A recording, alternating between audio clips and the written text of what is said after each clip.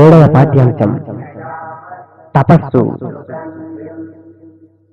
ఈ ప్రపంచంలో సదా ఇచ్చే వ్యక్తిగా దాతగా ఉండు, తోడ్పడు, సేవ నువ్వు, నీకు సాధ్యమైన ఏ అల్పమైన వస్తువులైనా ఇవ్వు. కానీ సాటా బేరాల అంటే సరుకుకు సరుకు బదులు ఇచ్చి పుచ్చుకోవటం. షరతులు పెట్టకుంటే నీకు షరతులు పెట్టబడవు. మనకు భగవంతుడు ఇస్తూ ఉన్నట్లు మనమే మన సంపదల నుంచి ఇద్దాంగాక. సముద్రాన్ని పరికించు, అలని కాదు. భగవత్ కృపను, మహిమాన్వితులైన ఆయన బిడ్డల కృపను సంపాదించు. భగవంతుని చేరటానికి ఇవే రెండు ముఖ్య మార్గాలు. తేజోమయులైన ఈ మహాపురుషుల సాంగత్యం లభించటం అత్యంత దుర్లభం. తేజోమయులైన ఈ మహాపురుషుల సాంగత్యం లభించటం అత్యంత దుర్లభం. 5 నిమిషాలు వారి సాంగత్యం జీవితాన్ని పూర్తిగా మార్చివేస్తుంది. నిజమైన ఆకాంక్ష మీకుంటే ఆ మహనీయుల్లో ఒకరు మీ వద్దకు వస్తారు. మన వలన అత్యుత్తమమైన పని, ఇతరులపై మన ఘారతమ ప్రభావం మనకు స్వార్థ చింతన లేనప్పుడే జరుగుతుంది. భగవంతుడు ప్రపంచానికి చాలినంత మేలు చేస్తూ ఉన్నట్లు కనిపించకపోవడంతో నేడు ప్రజలు భగవంతుడిని వదిలివేశారు. ఆయన ఏం భగవంతుడు అంటారు వారు. మనం భగవంతునికి కేవలం పురపాలక అధికారిగా గాంచాలా? ఆ భగవంతుని మనం పురపాలక అధికారిగా గాంచాలా? తపస్సు వల్లనే శక్తి వస్తూ ఉన్న మాట నిజమే. కానీ పరుల కోసం పాటుపడటమే ఒక తపస్సు. పరుల కోసం పాటుపడటమే ఒక తపస్సు. కర్మయోగులు కర్మనే తపస్సులో ఒక భాగంగా పరిగణిస్తారు. తపస్సు చేయటం భక్తుల్లో పరక్షేమ ఇచ్ఛాభావాన్ని పటిష్టం చేసి నిష్కామ కర్మాచరణానికి ప్రోత్సహించవేటట్లు పరమ క్షేమానికై చేసిన ఆ పని కర్మయోగికి హృదయ పరిశుద్ధమైన తపః ఫలాన్ని ప్రసాదించి పరమాత్మ సాక్షాత్కారాన్ని కలిగిస్తుంది. నిజానికి తపస్సు ఎంత కష్టతరమో నిష్కామ కర్మ కూడా అంతే కష్టతరం. మొదట మంచి పౌష్టికాహారాన్ని పుచ్చుకుని మీ శరీరాన్ని నిర్మించుకోండి. అప్పుడే మీ మనసు బలిష్టమవుతుంది. మనస్సు అంటే శరీరంలోని సూక్ష్మాంశమే. మనస్సు అంటే శరీరంలోని సూక్ష్మాంశమే. మీ మనోవాక్కులలో గొప్ప శక్తి ఉండాలి. నేను అధముణ్ణి అంటూ జపించటం వల్ల మనిషి తనను కించపరచుకుని నికృష్టతకు లోనవుతాడు. ఆహారహం స్వాతంత్ర భావ జాగ్రత్త అవస్థలోని వ్యక్తే ముక్తుడవుతాడు. నేను బద్ధుణ్ణి అని తెలిచే వ్యక్తి జన్మాంతరాలలో బద్ధుడే అవుతాడు. ధీరుడవై ఉండు. నేను నిర్భయుణ్ణి అంటే సర్వదా పలుకు. భయమే మృత్యువు, భయమే పాపం, భయమే నరకం, భయమే అధర్మం, భయమే దుష్ట జీవనం. భయం అన్నింటి పాతకాలకి మూలం. ప్రపంచంలో నెలకొని ఉన్న వ్యతిరేక భావాలు, వ్యతిరేక ఆలోచనలు భయమనే ఈ దుష్ట శక్తి నుంచి ఉద్భవించాయి. అందుకే నేను అభిహి అంటున్నాను. అంటే భయపడకు అని అర్థం. ఏదో కొన్ని పరీక్షల్లో ఉత్తీర్ణుడై చక్కని ప్రసంగాలు చేయగలిగితేనే అతన్ని విద్యావంతుడిగా మీరు పరిగణిస్తున్నారు. జన సామాన్యానికి జీవిత సమరం ఎదుర్కోవటానికి సాధనాలు ఇవ్వలేని సత్యాన్ని బహిర్గతం చేయాలని సింహ సదృశ్యమైన శౌర్యాన్ని, కరుణార్పణమైన దృష్టిని కలిగించలేనిది అయిన విద్య కూడా ఒక విద్యేనా? ఎవరి కాళ్ళ మీద వాళ్ళు నిలబడగలిగేటట్లు చేయగలిగేది అసలైన విద్య. ఎవరి కాళ్ళ మీద వాళ్ళు నిలబడగలిగేటట్లు చేయగలిగిందే అసలైన విద్య. ప్రస్తుతం పాఠశాలల్లోనూ కళాశాలల్లోనూ మీరు నేర్చుకుంటున్న విద్య మిమ్మల్ని ఒక అజీర్ణ రోగుల జాతిగా మాత్రమే చేస్తూ ఉన్నది. మీరు కేవలం యాంత్రికంగా పనిచేస్తూ బుర్రగుండి చేపల్లా జీవిస్తున్నారు. మీరేదో విద్యాధికారమని భావించుకుంటున్నారు. ఏమిటి మీరు నేర్చిన చెత్త? పరభాషలో పరభావాలను కంఠస్థం చేసి వాటితో మీ మెదడును దట్టించి కొన్ని విశ్వవిద్యాలయాల పట్టాలను గడించి విద్యావంతులమని పరిగణించుకుంటున్నారు. ఏం దౌర్భాగ్యం! ఇదేనా విద్య? మీ విద్యా లక్ష్యం ఏమిటి మరి? గుమస్తాగిరే పన్నాగాలు పన్నే న్యాయవాద వృత్తో, మహా అయితే గుమస్తాగిరి రూపాంతరమైన డిప్యూటీ మెజిస్ట్రేట్ పదవో అంతే కదా. అది మీకు మీ దేశానికి ఏం శ్రేయస్సును సాధించి పెడుతోంది?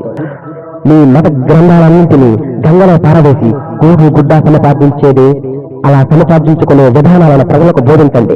ఆ తరువాత మత గ్రంథాలు వారికి చదివి పెట్టే తీరిక మీకు చిక్కుతుంది. తీవ్ర కార్యాచరణకు ప్రోత్సహించే వారి భౌతిక అవసరాలను తీర్చుకుంటే ఆధ్యాత్మిక బోధనలు ఎవరు ఆలకిస్తారో చెప్పండి. మీ శరీరాన్ని బలిష్టంగా చేసుకోవడం నేర్చుకోండి. ఇతరులకు దాన్ని నేర్పండి. ఉదయం సాయంత్రం నడవండి. దేహ పరిశ్రమ చేయండి. దేహ పరిశ్రమ. శరీరము మనస్సు రెండు సమాంతరంగా సాగాలి. భవిష్యత్తును గురించిన నా ఆశలన్నీ సచ్చీలైన యువకులపై ఉన్నవి. బుద్ధిశాలి పరులకై తమ సర్వస్వాన్ని చెల్లించగలవారు విధేయులు. నా ఆశయాలను అమలుపరచడంలో తమ జీవితాలను బలి చేసి తద్వారా తమ దేశానికి శ్రేయస్సును వనగూర్చగల యువకులపై ఉన్నది.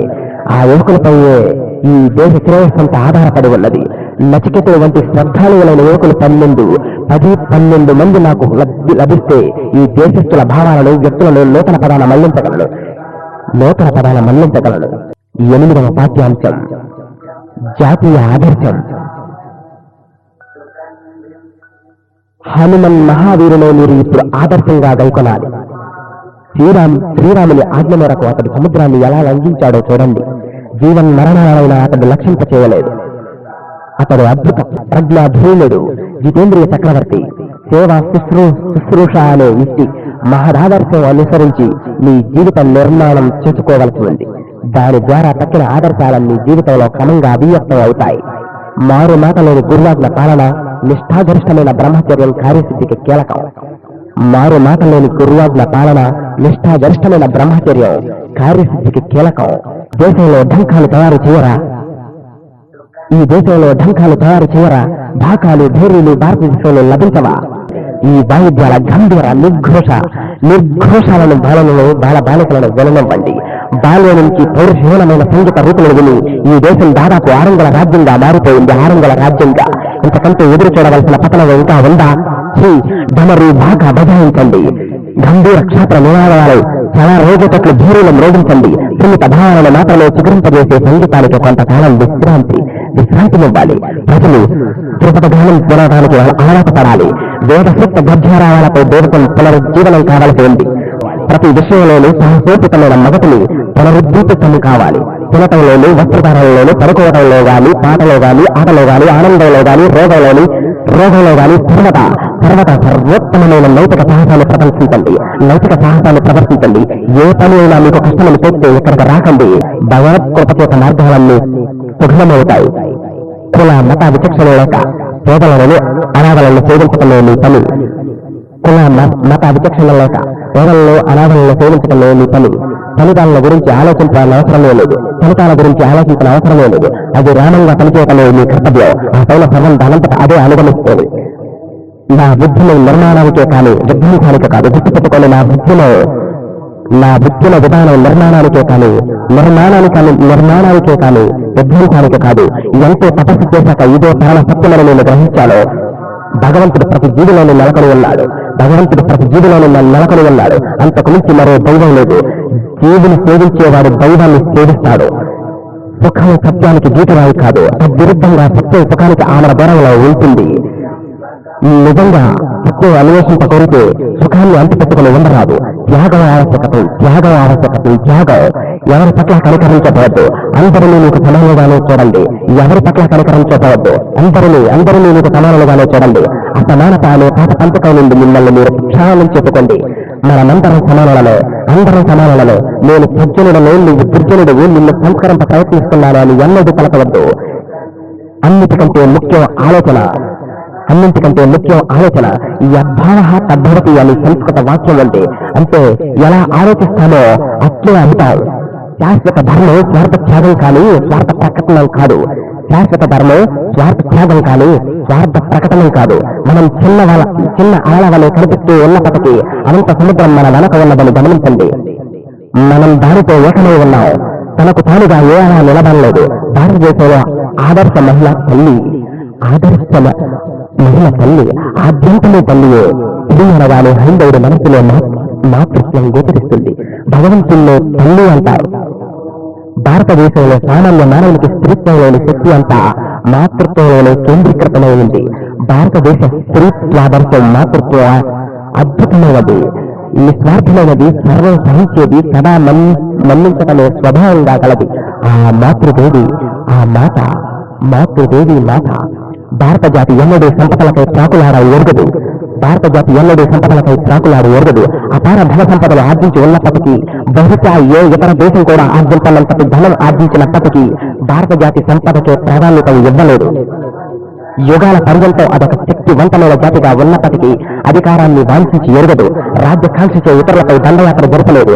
తమ సరిహద్దుల్లోనే తృప్తి చెందిన భారతీయులు ఇతరులతో ఏనాడు యుద్ధాలకు తలపడలేదు. సామ్రాజ్య వైభవాన్ని ఎన్నడూ ఆశించలేదు గనక అధికారం, సంపద భారత జాతికి ఆదర్శాలు కావు. మరి ఈ జాతికి ఆదర్శం ఏమిటి? ఆదర్శం ఆ జాతి, మానవ సమాజం యావత్తులో ఆ భారత జాతి మాత్రమే. జీవితం అనిత్యం అని విశ్వసించింది, ప్రగాఢంగా విశ్వసించింది. నిజమైనది దైవమే. కనుకనే భారతీయులు సుఖ దుఃఖాలన్నింటిలోనే భగవంతుణ్ణి ఆశ్రయించి ఉండాలి. వారికి ధర్మమే ప్రధానం. హైందవుడు ధార్మికంగా ప్రాడతాడు, ధార్మికంగా నిద్రిస్తాడు, ధార్మికంగా నడుస్తాడు, ధార్మికంగా వివాహమాడతాడు, ధార్మికంగా దింగులేస్తాడు. ఈ జాతికి ప్రాణం ధర్మం, ఈ జాతికి జీవన వృక్ష ధర్మం.